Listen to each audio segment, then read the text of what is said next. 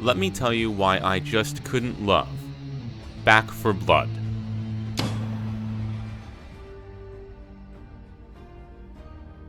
Now, there have been quite a few videos lambasting Back 4 Blood for a number of really valid reasons. I'm one of the jerks who paid full price for the game, so I feel like I have the right to do that too. But I'm not going to. Not like that anyway. This video isn't about production quality or glitches or anything like that. And honestly, I can live with those. The game on its own merits is reasonably beautiful, and I don't need to spend additional time ripping it because of some flubs. Variables in a game are copious, and a game where you have so many variables at any given time should be expected to have visual glitches. Is the level of said glitches acceptable? That's up to you. To me, I don't love them, but I can live with them. Now, my gripes come from what the game was meant to be to us, and I'm willing to bet that you guys know what I mean. But before I go into that, let's start with what I think this game gets right. Back 4 Blood, of its own accord, is a decent game. I won't say it's great, nary $60 US great, but it's fine. You start your game, you pick a survivor based on their perks. Please don't pick based on personality, this game's gonna leave you wanting more from the characters. And as a cleaner, the game's nomenclature for a person who goes out and kills a lot of dead people, you head out into the game world consisting of campaigns of various length, intrigue, and objectives, clearing your path at every turn of the Ridden, the game's nomenclature for a person who is dead but not quite as dead as they should be. Quick pause here on the good. Calling the survivors cleaners and the zombies Ridden is eye-rollingly cringy to me. Turtle Rock, you're trying too hard. Anywho, cringe aside, the game is fun on its own merits. You go in, you kill zombie. It's an award-winning formula that earns a lot of love because, let's face it, there are very few swarms of groups of anything that can be universally regarded as a negative influence and in need of cleaning. I hate that I wrote that, and I hate that I committed to saying it. The game can be played solo, but playing solo really only lets you do recon. The fact is that your progress and unlocks are hampered by playing on your own. You got to do this one online, folks. More on solo in a second. Now, if you have a 4-stack to go in with, your foray into Back 4 Blood can be modestly enjoyable. You can communicate openly with your team, and you can typically rely on your friends. If you're playing with a friend, chances are that you know their strengths and weaknesses, so playing on a team-based PvE experience alongside them is going to be just a little bit more fun than having to rely on randos like Timmy the tantrum-prone preteen, who insists on using only sniper rifles and screeches into his mic that you're stealing his kills.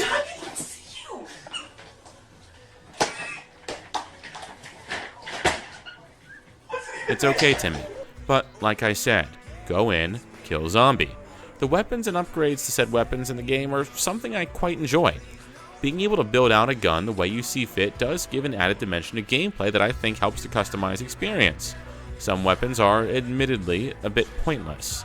There are a lot of redundancies in stats that make choosing one weapon over another feel very blah. I'd find myself changing weapons only to not fully understand within moments why I had.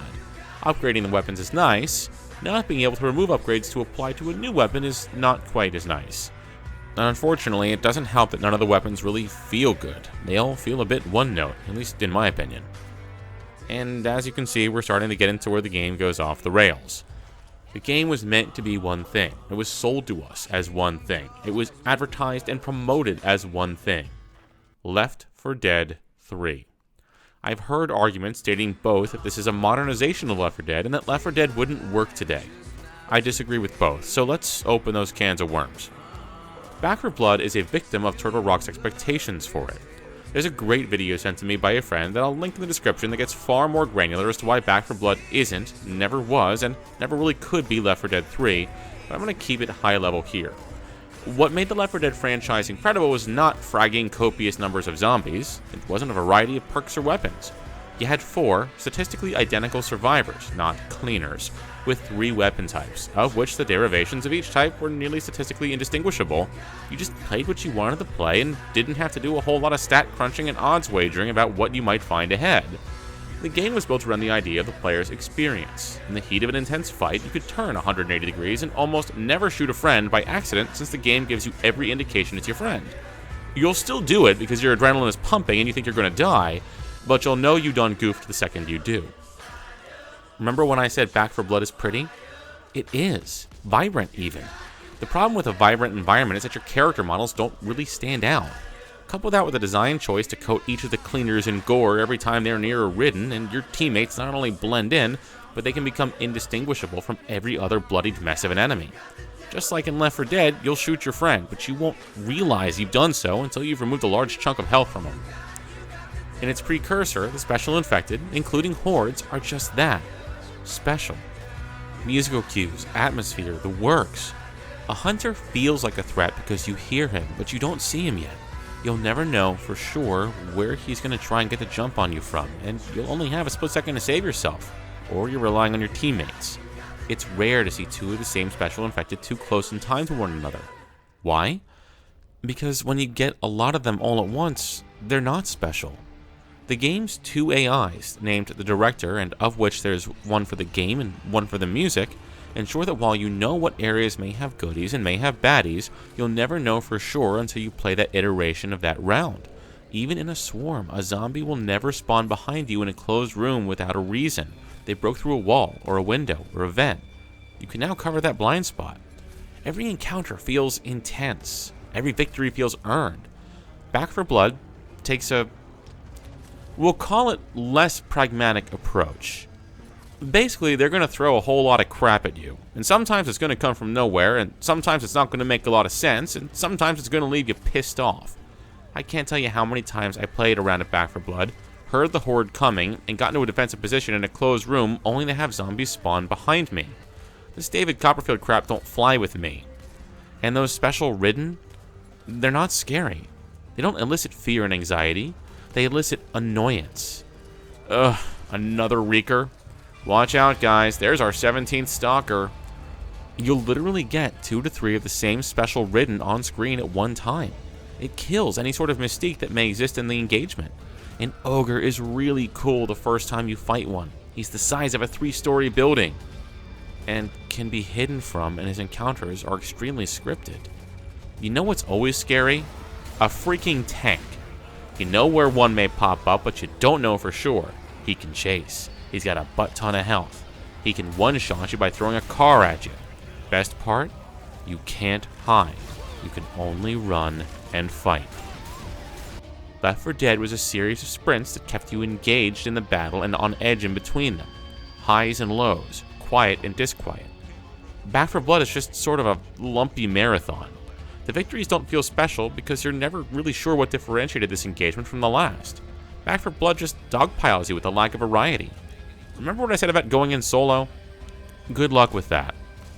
Not only do you only make limited game progress, but the cleaner AI is well and truly stupid, securing a place in the annals of all-time worst AIs. This is not an exaggeration.